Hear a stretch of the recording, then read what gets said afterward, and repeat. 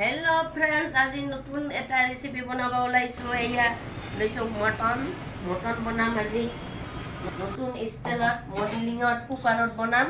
চাওক আহক এতিয়া কেনেকৈ বনাও। এয়া মটন লৈছো, ইয়াতে পিঁয়াজ কাটি লৈছো, এটা বিলাহী, জলকীয়া, এতিয়া আদা নহৰুৰ পেষ্ট ইয়াতে এইখিনি দি ল'ম। প্ৰথমতে জলকীয়াৰ পাউডাৰ, ৰং গুড়া, জিৰা পাউডাৰ দিম, কেঁচা মিঠাতেল এইখিনি দি দিছোঁ। তাৰপিছত এইখিনি মিক্স কৰি 10 মিনিটৰ কাৰণে থৈ দিয়া হ'ব। মেৰিনেট কৰি 10 মিনিটত ৰাখি থৈ দিছোঁ। ইয়াতে ঢাকি থৈ দিম। কুকাৰ গৰম হৈ গ'ল, এতিয়া মিঠাতেল দিছোঁ। তেল গৰম হৈ গ'ল, ইয়াতে পিঁয়াজ দি দিম আৰু শুকান জলকীয়া, লং ইলাচি ইয়াত দি দিছোঁ। এতিয়া ভাজি ল'ব লাগিব ধুনীয়াকৈ। এইখিনি লগতে দিছোঁ এটা বিলাহী। পিঁয়াজখিনি ভাজি লোৱা হৈ গ'ল। এতিয়া এই মেৰিনেট কৰি থোৱা মটনখিনি ইয়াতে ঢালি দি দিম। কুকাৰত দি দিলোঁ।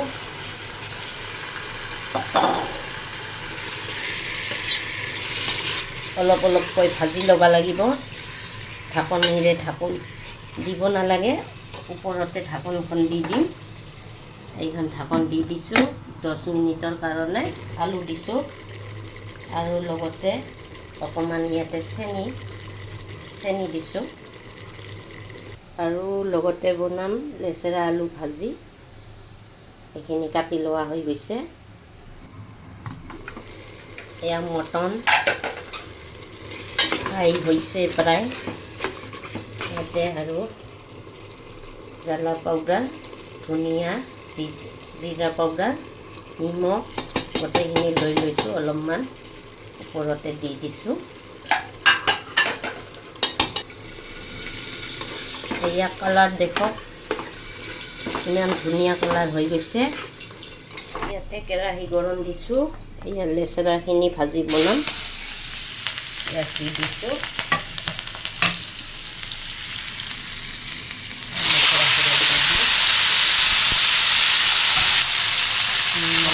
ৰং গুড়া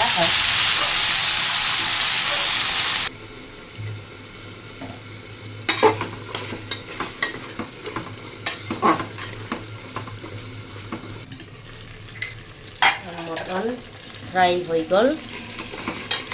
চাওক ধুনীয়া কালাৰ হৈ গৈছে মটনৰ। গৰম পানী দি দিম। গৰম পানী দি দিছোঁ। তাৰপিছত ইয়াতে 3টা চিটি মাৰিব দিম। 3টা চিটি মাৰিলে হৈ যাব মটন তৈয়াৰী।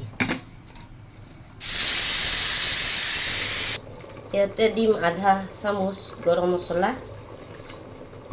ফাইনালি এতিয়া মটনৰ ৰেচিপি হৈ গ'ল। এয়া মটনৰ ৰেচিপি ধুনীয়াকৈ বনালোঁ। স্পেচিয়েল মটন তৈয়াৰী হৈ গ'ল। এইটো ভাজি লেচেৰা আলু। এতিয়া আপোনালোকক খাই জনাই আছোঁ কেনেকুৱা হৈ গৈছে। টেষ্ট কেনেকুৱা হৈছে জনাই আছোঁ। এতিয়া খাই জনাই আছোঁ, আপোনালোকে চাই থাকক।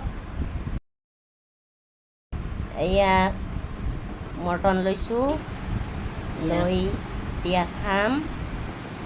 খালোঁ, খাই বঢ়িয়া লাগছে, বঢ়িয়া, ভেৰি টেষ্টি লাগছে, মজা।